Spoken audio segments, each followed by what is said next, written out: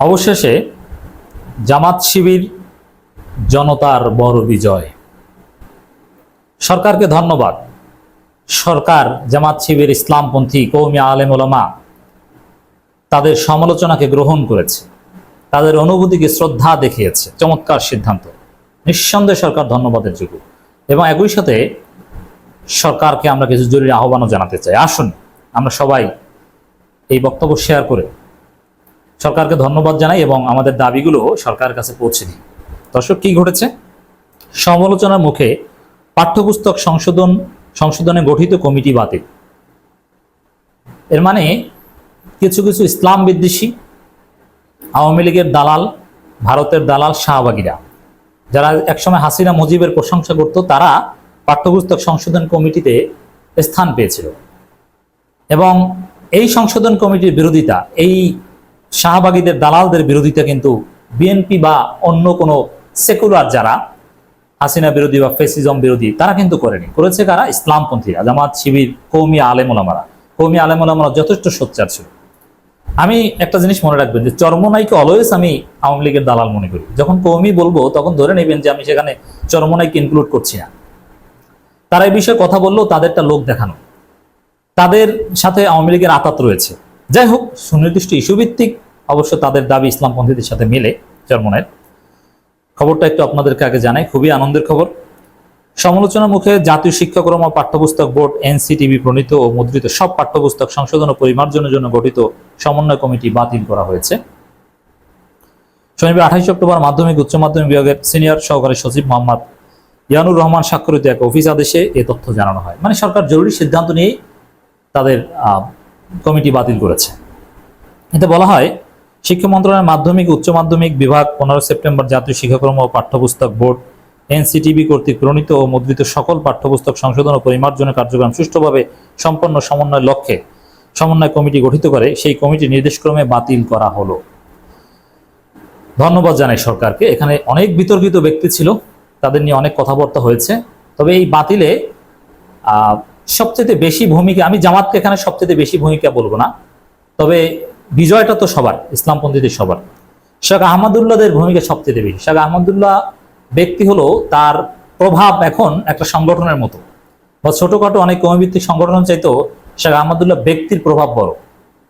শেখ আহমদুল্লাহ যখন এই বিষয়ে একটু কঠিন কথা বললেন, এই বিষয়ে হুঁশিয়ারি দিলেন সরকারকে, তারপর অল্প সময়ের মধ্যেই কিন্তু সফলতা তারা আসলো। বোঝা গেল যে এটা ইসলামপন্থীরা মানবে না। হেফাজতেরও অসামান্য অবদান রয়েছে। এই জন্য কওমিদের মূল প্রতিনিধিত্বকারী সংগঠন হেফাজতের সাথে কিন্তু আমরা অলওয়েজ আছি। হেফাজতের বিরুদ্ধে আমাদের কখনো কোনো কথা নেই, ছিল না, থাকবেও না। হ্যাঁ, হেফাজতের মধ্যে, হেফাজত যখন আওয়ামী লীগের কবলে চলে গিয়েছিল, মামুনুল হকদের বাদ দিয়েছিল, তখন হেফাজতের বিরুদ্ধে বলেছি। কিন্তু এই হেফাজতকে আমরা সমর্থন করি। হেফাজত এবং আহমদুল্লাহ সাহেবরা, সাইমুম সাদিরা, এদের ভূমিকা অসামান্য এই কমিটি সরকারকে বাতিল করতে বাধ্য করার পেছনে। আমি তাদের ক্রেডিট দিতে চাই, তাদেরকে অন্তঃস্থল থেকে ধন্যবাদ জানাতে চাই। তবে হ্যাঁ, জামাতের যে যাবে ছিল 2 জন আলেম আলিয়া কওমি থেকে, সেগুলোর সাথে আমি একমত নই। এই জন্য আমাদের আহ্বানটা কি সেটা বলবো। এর আগে গত 15 সেপ্টেম্বর শিক্ষা মন্ত্রণালয়ের অতিরিক্ত সচিব ডক্টর খমা কবিরুল ইসলামকে প্রধান করে 11 সদস্যের এই কমিটি গঠন করা হয়েছিল। মূলত আওয়ামী লীগ সরকার মাধ্যমিক উচ্চ মাধ্যমিক স্তরের পাঠ্যপুস্তকে ধর্মীয় মূল্যবোধ বিরোধী সহ বেশ কিছু বিষয় সংযোজন করেছিল, যা নিয়ে বিতর্ক ওঠে। এসব বিষয় পর্যালোচনার জন্য এই কমিটি গঠন করা হয়েছিল। এদিকে কমিটির কয়েকজন সদস্য রাজনৈতিক পরিচয়, ধর্মাবলম্বীদের ধর্মবিদ্বেষী মনোভাব নিয়ে নতুন করে বিতর্কের সৃষ্টি হয়। কয়েকটি ইসলামপন্থী সংগঠন কমিটির ধর্মীয় বিষয়ে বিশেষজ্ঞ এবং ওলামাদের পক্ষ থেকে সদস্য অন্তর্ভুক্তের দাবি জানায়। আর ওলামাদের অন্তর্ভুক্ত করার দাবিটা, জোরালো দাবিটা ছিল জামাত ইসলামী। 2 জন আলেমের কথা সুনির্দিষ্টভাবে তারা বলেছিল, শুধু বিবৃতি দিয়ে নয়, বিভিন্ন তাদের প্রোগ্রামগুলোতে নিয়মিত বলে আসছিল জামাতের নেতারা। গঠিত কমিটিতে ধর্মবিদ্বেষীরা রয়েছে দাবি করে 27 সেপ্টেম্বর কড়া বার্তা দিয়েছে ইসলামী আলোচক শেখ আহমদুল্লাহ। সামাজিক যোগাযোগ মাধ্যমে ফেসবুকে তিনি লিখেছেন, ধর্মপ্রাণ মানুষের সন্তানরা কি করবে তা ঠিক করবে চিহ্নিত ধর্মবিদ্বেষীরা। এটা শহীদের রক্তের সাথে সুস্পষ্ট বেঈমানি। মূলত আহমদুল্লাহ সাহেবের এই থ্রেটের ফলেই সরকার ভয় পেয়েছে এবং ভয় পেয়ে এটা বাতিল করেছে। সবচেয়ে কার্যকর ভূমিকা পালন করেছে আমার কাছে যতটুকু খোঁজ খবর রয়েছে, বা সরকার নড়েচড়ে বসেছে আহমদুল্লাহ সাহেবের এই থ্রেটের ফলে। দর্শক, এখন আসেন, আমাদের কিছু দাবি আছে এখানে। আমাদের দাবি হচ্ছে, এই কমিটিতে কারা থাকবে?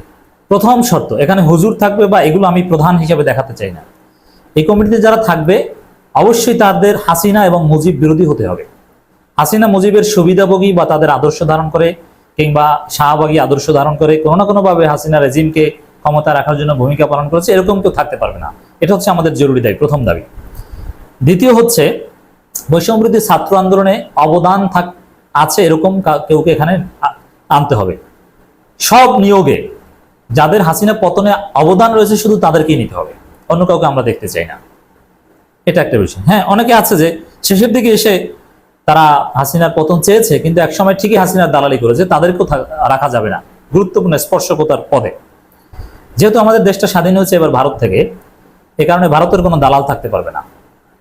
আর এদেশের সংখ্যাগরিষ্ঠ মানুষের মূল্যবোধের বিরুদ্ধে যারা কথা বলে তারা কেউ থাকতে পারবে না, যোগ্য লোকজনকে নিতে হবে।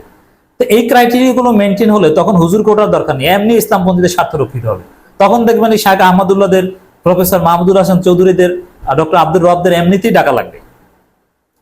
আর হ্যাঁ, ইসলাম বা ইসলামী শিক্ষা নিয়েও যেহেতু বিতর্ক বা সরকার এগুলোকে নষ্ট করেছিল, এজন্য আমি বলবো যে এখানে ইসলামী আরবি বিশ্ববিদ্যালয় ভিসি বা ঢাকা বিশ্ববিদ্যালয়ের ইসলামিক স্টাডিজের কোনো প্রফেসর বা কুষ্টিয়া ইসলামী বিশ্ববিদ্যালয়ের কোনো প্রফেসর অবসরপ্রাপ্ত বর্তমান এই টাইপের কাউকে নেই, সুনির্দিষ্টভাবে কৌমি আলিয়া বা আলেম পরিচয় আমি এটার পক্ষে নেই। তাহলে একটা কোটা চলে আসে, কৌমি আলিয়া কোটা দাবি করলে তো কাদিয়ানি শিয়া কোটাও দাবি করা যায়, তারাও তো দেশের নাগরিক। এই জন্য বলবো যে না, রাজনৈতিক পরিচয় অমুক তমুক কোটা কোন পন্থী কি তা না, ইসলামিক শিক্ষাবিদ।